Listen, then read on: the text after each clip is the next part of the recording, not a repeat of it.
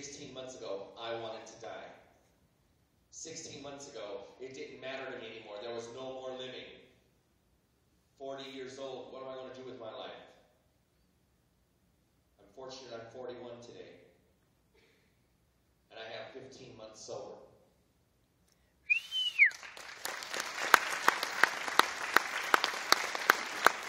But it was the addiction not only to the drug, but in order for me to do the drug, I needed to go ahead and sell it. If I just went ahead and sold the drugs, guess what happened? I had more drugs, but then I would do my own supply. Then I start owing money. Then I would start running. Then you're going to find the scars, and when we talk afterwards, if you want to take a look at the back of my hand. The scratching and itching, it's true. Did it for a long time. Started as a pimple, I thought. Get that big. Put a bandage over it. Stay in the basement. Not worry about what time of day it is. Didn't care. Didn't even know another year passed. Guys, who has some dreams and goals in this room?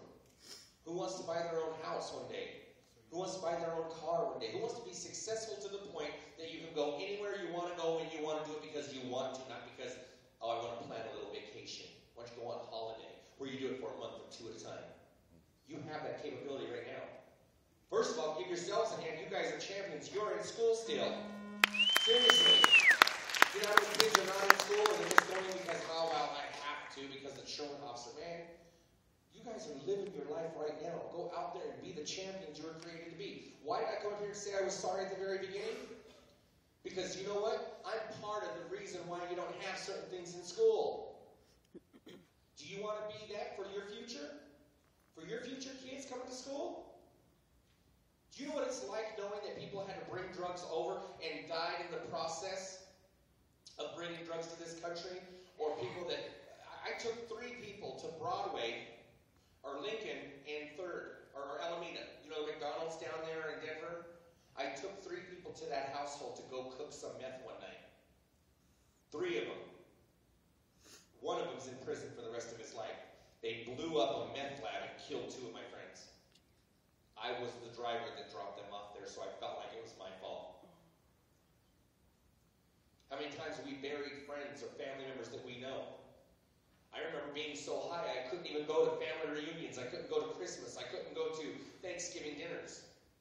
I stepped away from my family for a little while. The kids were just about 7, 8 years old, maybe 9 years old. I stepped away to go get high for a minute, and I came back and, oh, guess what? They're getting married, and not only that, they're having kids of their own.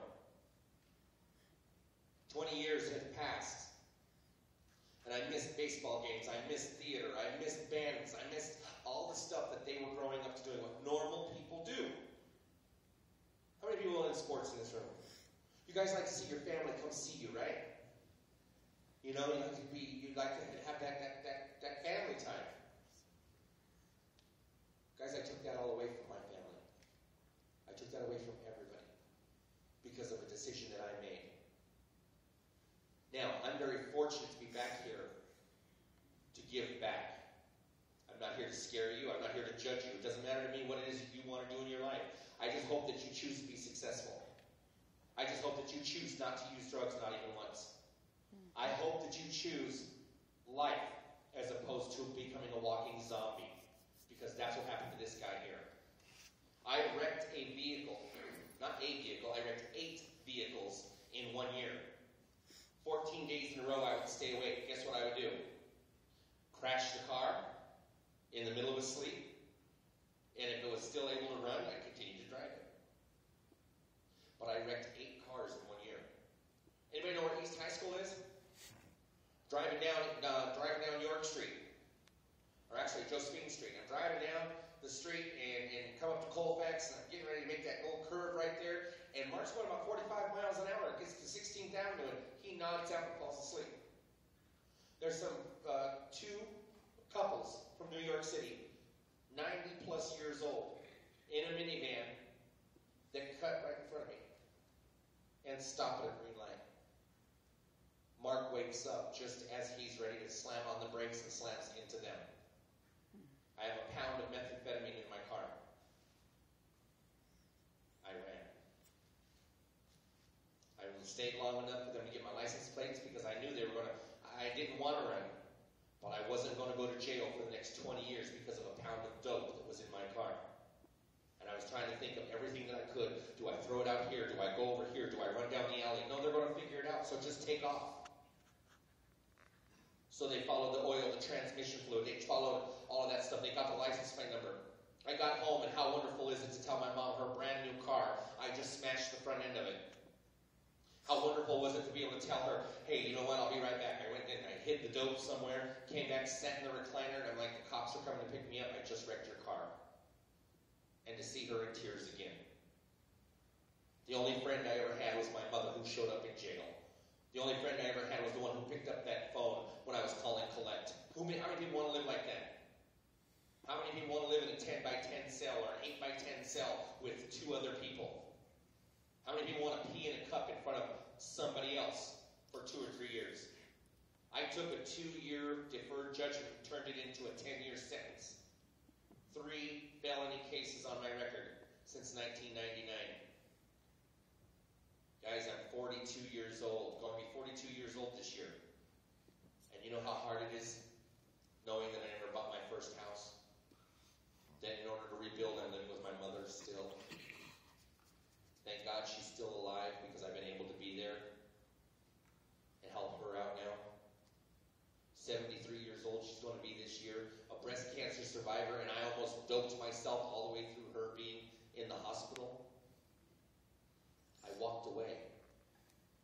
It's not that I didn't matter. I just didn't want to bring it around them. Me being away from the family, guess what happened? I was away from them. I did drugs on my own. I figured I'm not hurting anybody. I was hurting everybody. I'm not here to scare you. I'm not here to tell you what to do. I just hope and pray that you don't go down that road that I had to go down. And if you're a family member dealing with it, you talk to us after. You need some help yourself. I'm not doing the drug. That's okay. Talk to other people who can help you.